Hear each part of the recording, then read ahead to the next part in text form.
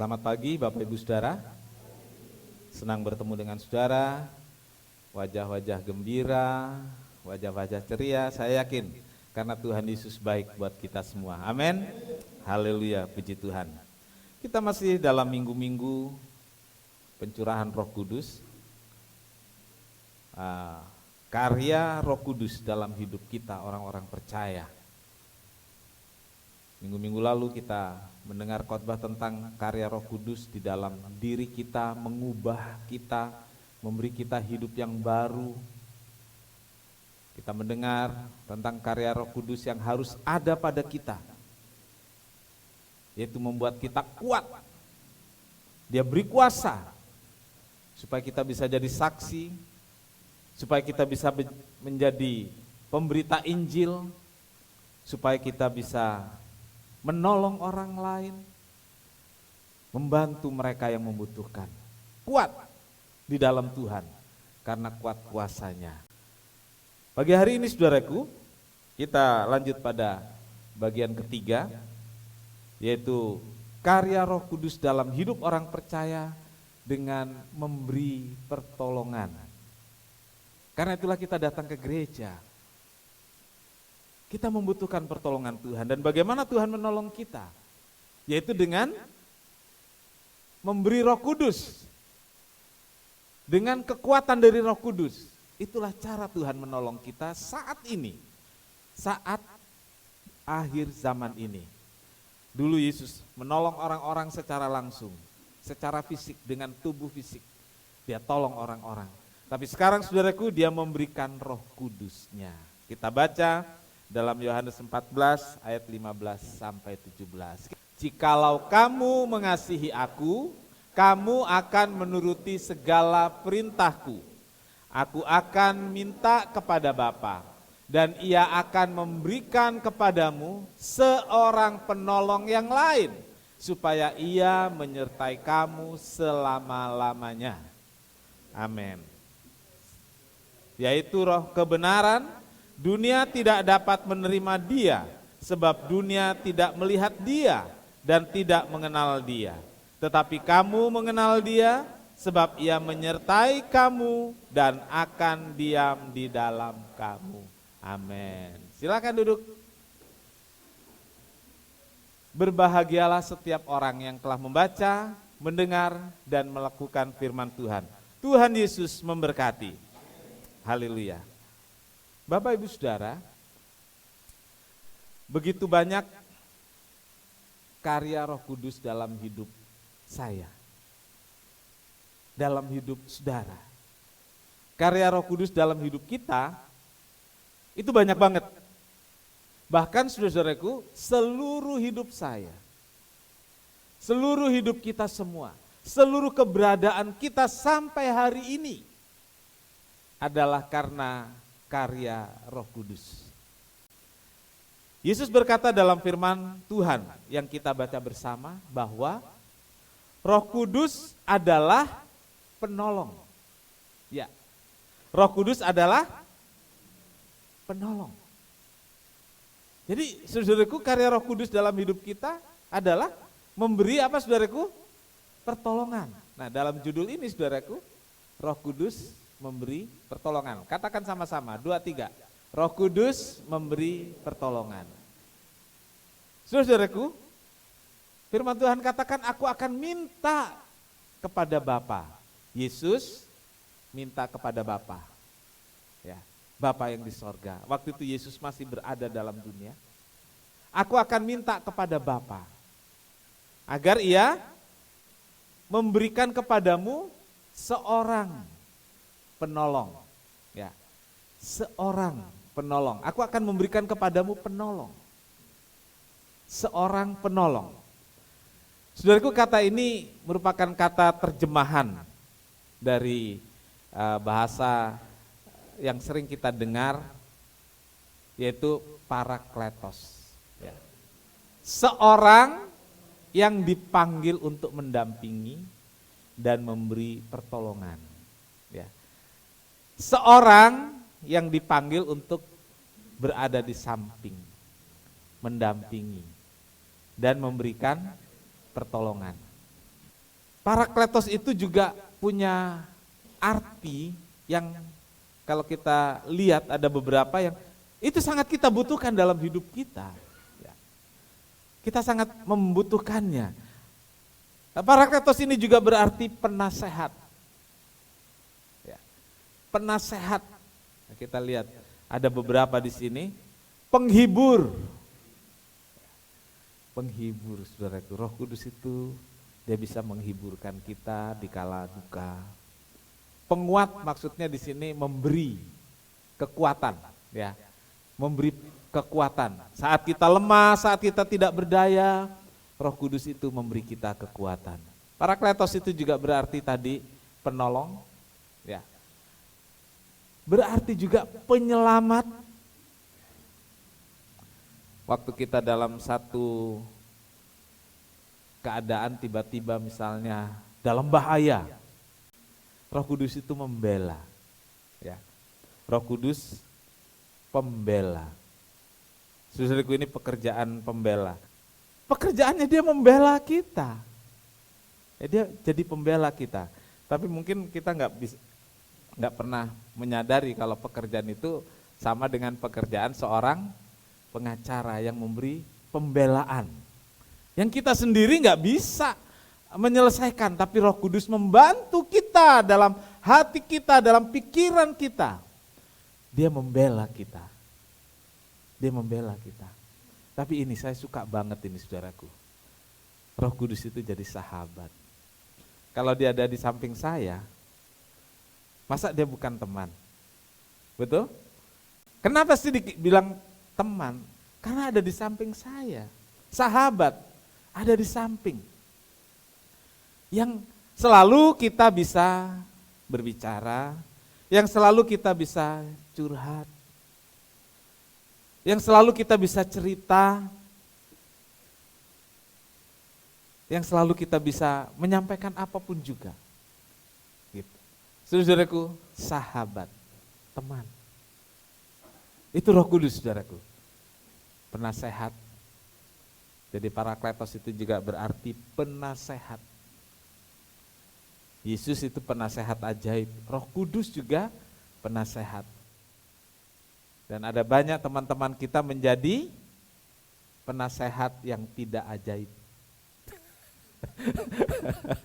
Ada teman-teman yang menjadi penasehat justru menjerumuskan. Betul apa betul? Iya. Karena mereka punya kepentingan. Tetapi Roh Kudus, dia jadi penasehat. Penasehat yang membantu kita. Penasehat yang membela kita. Penasehat yang menghibur kita. Penasehat yang memberi kita kekuatan. Itu Roh Kudus. Dia hadir di sini dalam hidup saya. Dia hadir dalam hidup saudara. Roh Kudus benar-benar menjadi penolong, penguat bagi kita. Dia menjadi sahabat. Dia menjadi pembela kita. Dia hadir di sini sekarang. Dia mau menolong kita semua. Dia mau mendampingi kita dalam segala keadaan kita. Amin. Haleluya. Saudaraku, pembacaan kita mengatakan, jikalau kamu mengasihi aku, ya, jikalau kamu mengasihi aku, kamu akan menuruti segala perintahku. Lalu setelah kita mengasihi, lalu mentaati Tuhan, Tuhan bilang apa? Aku akan minta kepada Bapa. Jadi saudaraku, syarat dan ketentuan, saudara kalau ada undian, ada apa gitu ya, kalau di supermarket ada belanja sekian, dapat apa begitu ya, ada tulisannya apa saudaraku? Syarat dan ketentuan berlaku. Kalau syarat dan ketentuannya tidak memenuhi, saudara dapat? Enggak lah ya, enggak. Tentang hadiah misalnya, syarat dan ketentuan berlaku. Lalu kita tidak memenuhi syarat. Belanja 100.000 dapat mobil misalnya, loh. Tapi syarat dan ketentuan berlaku. Dapatnya dari mana? Dia dikumpulkan kupon-kupon nanti diundi. Iya kan?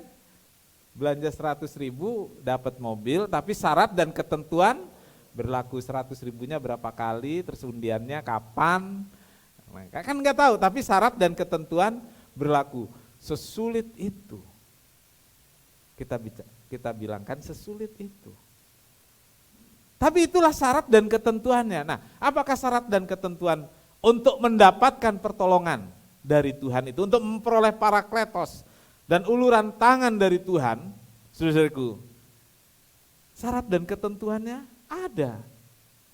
Kita semua menginginkan karya Roh Kudus seperti yang dijanjikan itu nyata, jadi pengalaman dalam hidup kita, jadi pengalaman yang indah, jadi pengalaman yang hebat dalam perjalanan hidup kita di dunia ini. Saudaraku, tetapi dalam kenyataannya, saudara-saudara, dalam kenyataannya, fakta berkata bahwa belum semua dari kita mengalaminya. Betul? Ya. Fakta berkata, belum semua dari kita merasakan kenyataan penggenapan janji-janji Tuhan, penggenapan janji-janji Roh Kudus yang Tuhan janjikan itu. Atau mungkin kita juga kadang-kadang mengalami, ya. Kita juga kadang-kadang merasakan di saat-saat tertentu. Tetapi saudaraku, di lain waktu tidak jarang terjadi sebaliknya. Justru waktu saya sangat membutuhkan. Nah ini saudaraku, waktu kita sangat membutuhkan, kok karya Roh Kudus itu enggak nyata-nyata. Tuhan sepertinya memalingkan muka. Kita tidak merasakannya. Kita seperti sendirian. Kita berkata, katanya dia mendampingi saya, katanya dia teman saya. Tapi waktu saya perlu kok enggak ada. Kecewa, mungkin marah. Saudaraku, yang terjadi dengan hubungan kita dengan Roh Kudus sedikit berbeda.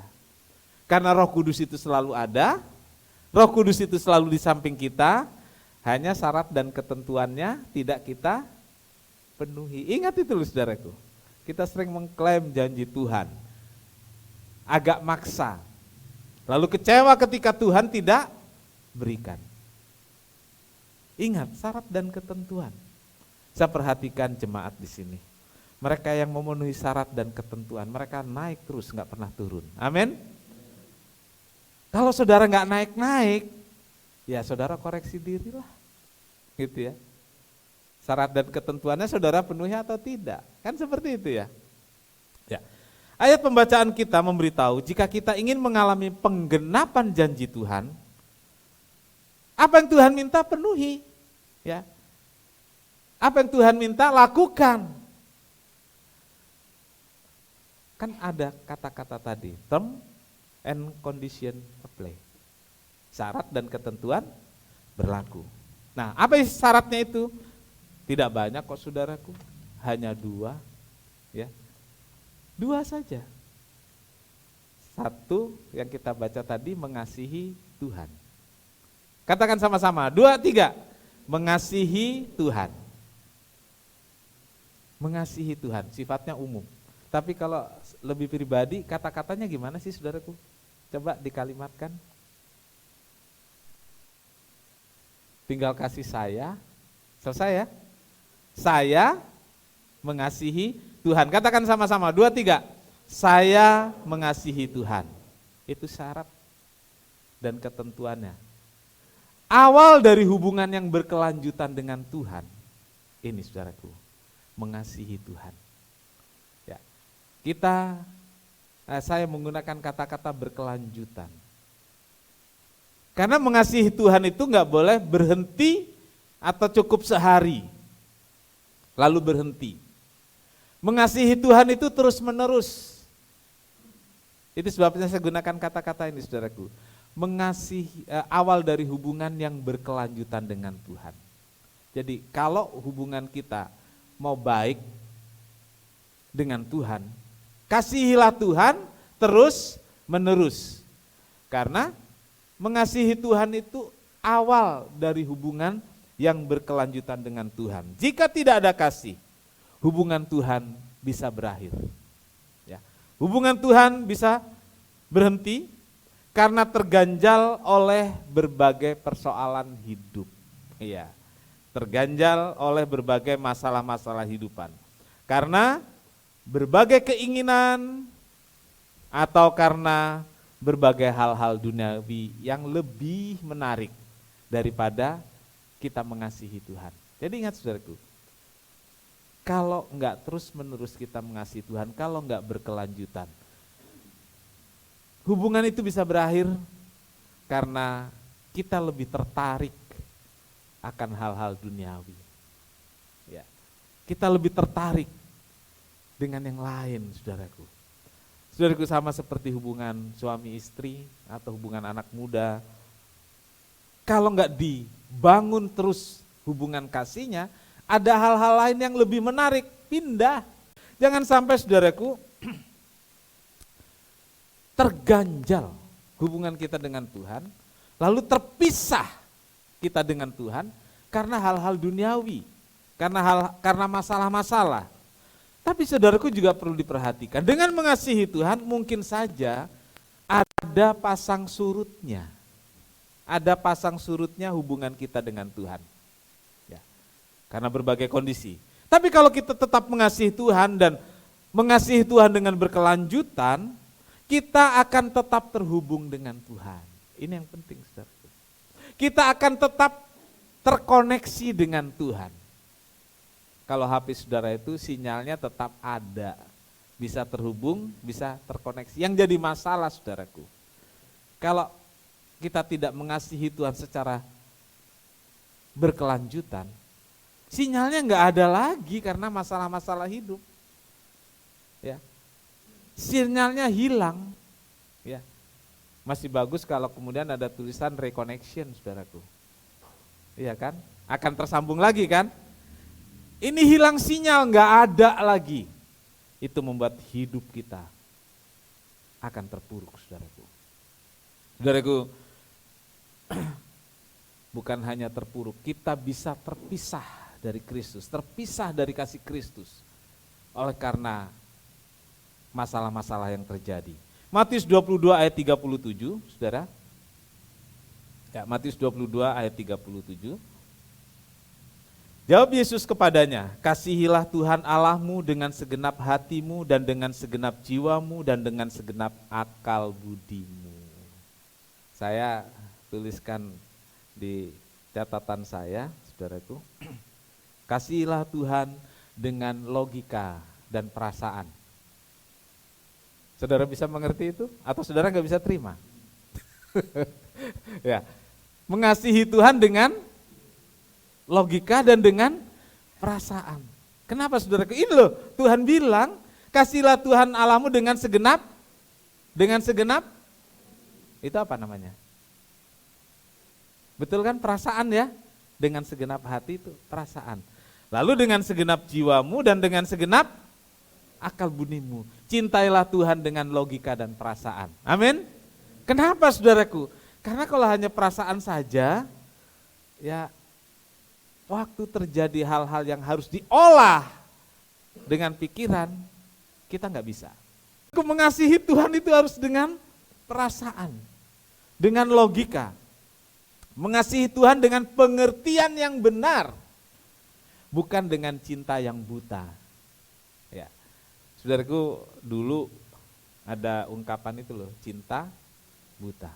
Dalam konseling pranikah, saya anjurkan untuk melek. Cinta melek, ya kan?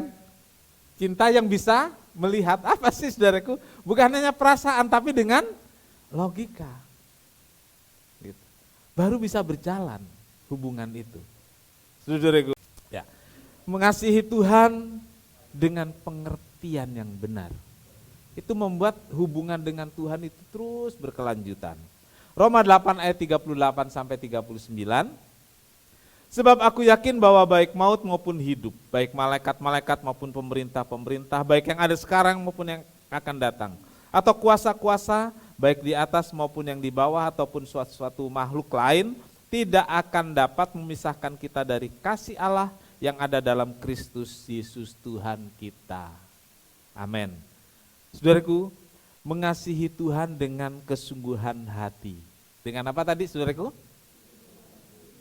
Saya terjemahkan apa? Dengan perasaan dan dengan pengertian segenap akal budi, dengan logika yang benar, membuat kita terikat erat. Ya, terikat erat dengan Tuhan dan membuat kita tidak terpisahkan dari kasih Kristus. Mengasihi Tuhan dengan kesungguhan hati membuat kita mampu menghadapi berbagai tantangan. Mengasihi Tuhan dengan logika dan perasaan membuat kita bisa menghadapi berbagai tantangan dan tidak terpisahkan dari kasih Kristus. Karena banyak orang terpisah dari Kristus karena mengasihi Tuhannya hanya dengan logika, dengan hitungan uang. Iya kan? Dengan hitungan jabatan. Seolah-olah kalau jabatan itu atau uang itulah yang bisa membuat dia hidup. Lalu tinggalkan Tuhan, terpisah dari Tuhan. Menukar keselamatan dengan jabatan, dengan uang, dengan kemewahan-kemewahan. Saudara-saudaraku, hari ini kita belajar kasihlah Tuhan.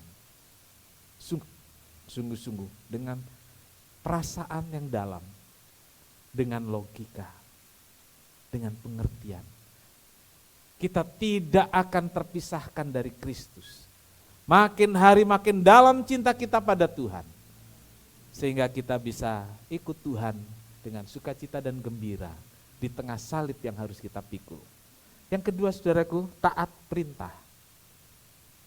Taat perintah Tuhan. Jikalau kamu mengasihi aku, maka kamu akan menuruti segala perintahku. Jadi saudaraku, taat firman itu adalah perintah. Sejak zaman Taurat, Tuhan Allah minta agar orang Israel taat. Taat dan taat, taat pada Taurat.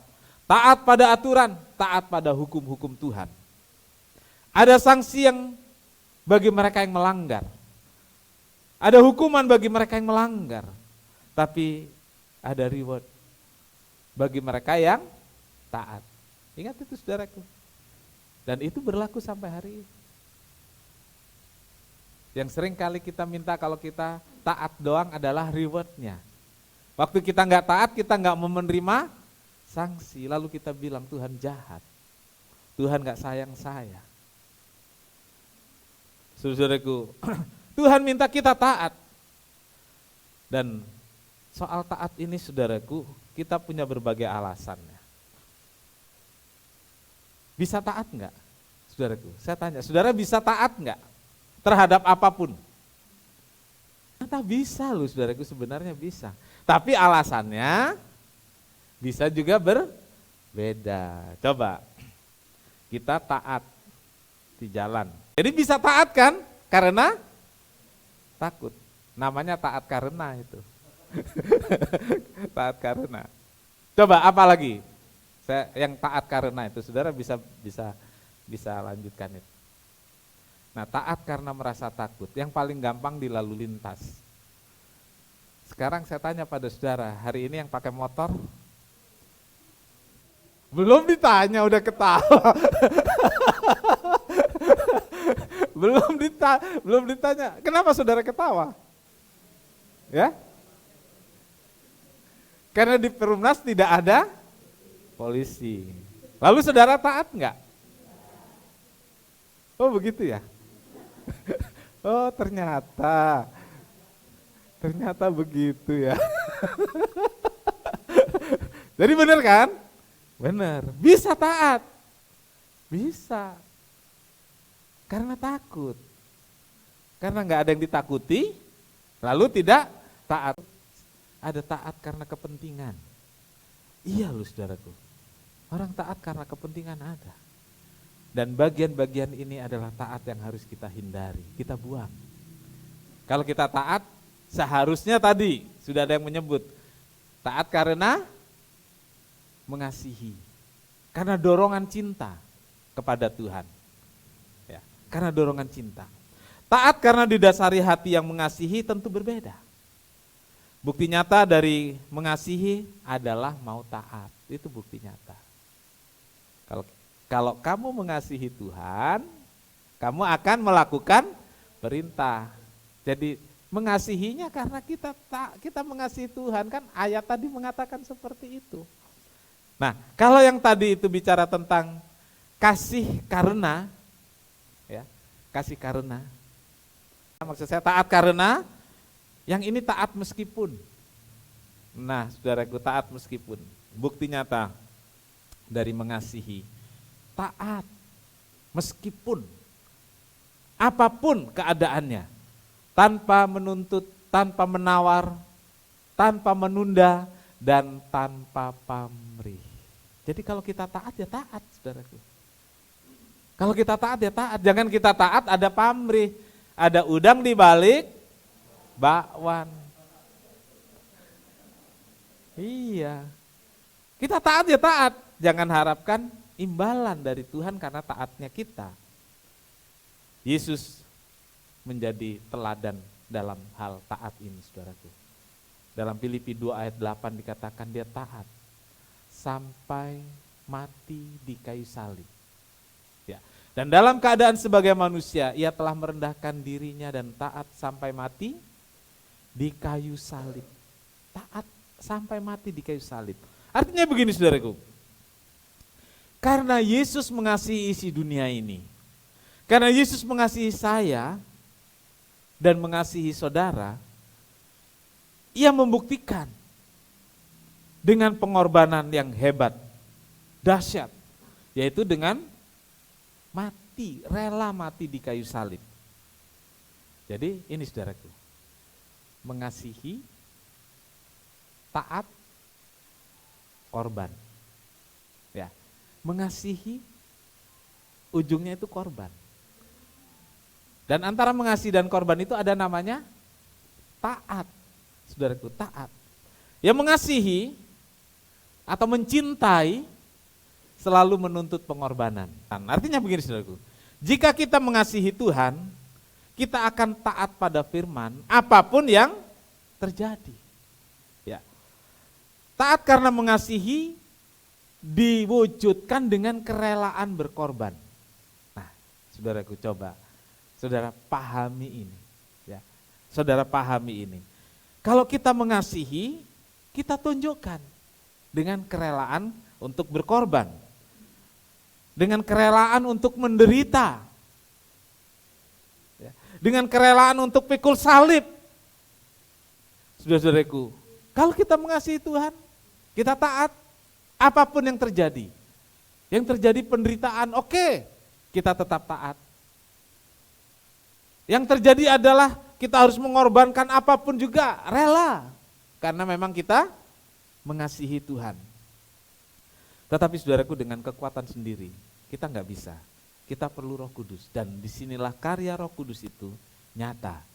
Dia membantu kita dengan memberi kekuatan untuk taat dan mengasihi Tuhan. Saudaraku, saya menutupnya dengan ilustrasi sederhana, ya, sederhana sekali tentang kasih dan taat ini, saudaraku. Di satu keluarga ada seorang ibu dengan beberapa anak, dengan 2 anaknya sajalah, gitu ya, dengan 2 anaknya. Waktu itu hujan lebat, ya silakan pemain musik. Waktu itu hujan lebat dan ibunya membutuhkan obat. Mendesak ini, saudaraku, mendesak. Lalu dia berkata kepada anak sulungnya, "Kak, tolong mama belikan obat." Anak sulungnya berkata, "Mah, masih hujan. Nanti kalau hujannya reda, saya akan belikan." "Mama perlu sekarang." Anaknya bilang, "Mama tahu kan ini hujan. Ya. Nantilah kalau hujan sudah reda." Karena mamanya sangat membutuhkan, dia datang kepada anak bungsunya, berkata dengan hal yang sama, "Mama membutuhkan obat, tolong belikan obat sekarang." Tanpa bertanya, tanpa menunda. Si bungsu ini ambil payung, pergi beli obat. Saudaraku, saudara tahu di mana cinta dan pengorbanan? Saya nggak perlu tanya siapa yang mencintai dan yang mau berkorban. Itulah kita dengan Tuhan. Kalau engkau mengasihi aku, kata Tuhan, engkau melakukan perintahku. Jangan di bibir saja, jangan lain di bibir, lain di kenyataan. Karena orang Kristen itu hatinya gak ada yang tahu kan. Jadi seringkali orang Kristen itu lain di bibir, lain di kenyataan. Contohlah si bungsu ini. Tanpa bertanya, tanpa menunda, tanpa menawar, dia pergi belikan obat itu.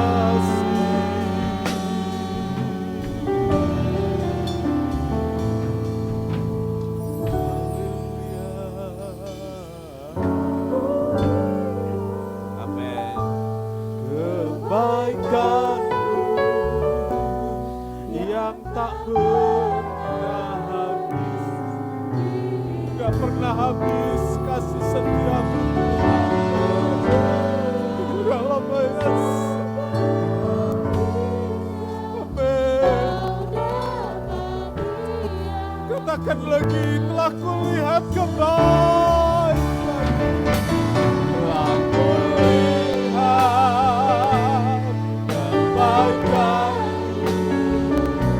yang tak pernah habis.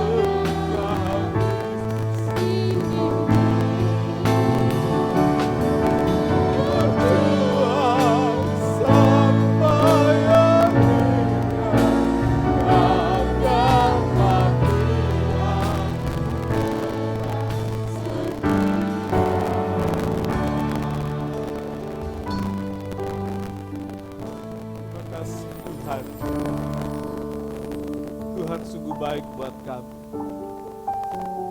Tuhan begitu mengasihi kami dan menunjukkan kasih dengan rela mati bagi kami di kayu salib. Jadi ini jadi teladan untuk kami ikuti Tuhan. Kami perlu Roh Kudus. Kami perlu pertolongan dari Roh Kudus. Tapi seringkali ya Tuhan, ampuni kami karena kami seringkali tidak taat, tidak mengasihi Tuhan. Biar Roh Kudus tolong kami untuk memulainya lagi. Dengan mengasihi Tuhan, dengan mentaati Tuhan apapun yang terjadi. Sehingga kami jadi orang Kristen yang kuat, orang Kristen yang tumbuh, orang Kristen yang tidak terpisahkan dari kasih Kristus. Terima kasih Tuhan, meteraikan firman ini di hati anak-anak-Mu, sehingga kami jadi orang-orang Kristen yang memuliakan Tuhan. Memberkati setiap anak-anak-Mu yang hadir, biarlah Tuhan yang jamah, sehingga segala kesukaran, hal-hal yang pahit yang dialami, juga penyakit, pagi ini Tuhan, lalukan itu semua. Sakit Tuhan beri kesembuhan. Mereka yang berbeban berat, Tuhan bantu. Angkat beban itu ya Tuhan. Sehingga kami merasakan damai, sejahtera, sukacita. Karena Tuhan sudah memberikan kami Roh Kudus yang mendampingi dan siap menolong kami. Terima kasih Tuhan, berkati korban. persembahan anak-anak-Mu. Dari sorga Tuhan balas berlipat kali ganda, sehingga terpelihara dan dicukupkan dalam segala hal. Terima kasih Tuhan, terima kasih. Kami akan pulang, Tuhan sertai dan lindungi kami hari ini dan hari-hari mendatang, sehingga kami merasakan bagaimana kami tidak sendirian. Di tengah badai kehidupan, ada Tuhan bersama kami, ada Roh Kudus mendampingi kami. Terima kasih Tuhan, terima kasih. Tuhan memberkati engkau dan melindungi engkau. Tuhan menyinari engkau dengan wajahnya dan memberi engkau kasih karunia. Tuhan menghadapkan wajahnya kepadamu dan memberi engkau damai sejahtera. Saudaraku, terimalah berkat dan damai sejahtera dari Allah Bapa, kasih karunia dari Tuhan Yesus serta persekutuan Roh Kudus serta kita semua sekarang bahkan sampai selama-lamanya. Ini doa kami ya Tuhan yang kami alaskan di dalam satu nama, yaitu di dalam nama Tuhan Yesus Kristus Juru Selamat dan Penebus kami berdoa. Bapa kami yang di sorga, dikuduskanlah namamu, datanglah kerajaanmu, jadilah kehendak-Mu di bumi seperti di sorga. Berikanlah kami pada hari ini makanan kami yang secukupnya, dan ampunilah kami akan kesalahan kami, seperti kami juga mengampuni orang yang bersalah kepada kami. Dan janganlah membawa kami ke dalam pencobaan, tetapi lepaskanlah kami daripada yang jahat. Karena Engkaulah yang punya kerajaan dan kuasa dan kemuliaan sampai selama-lamanya. Amin. Bapa, terima kasih. Bapa, terima kasih. Bapa di dalam surga, beri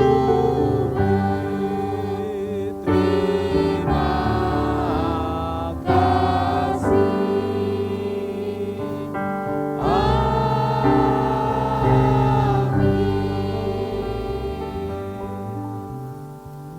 Silakan duduk.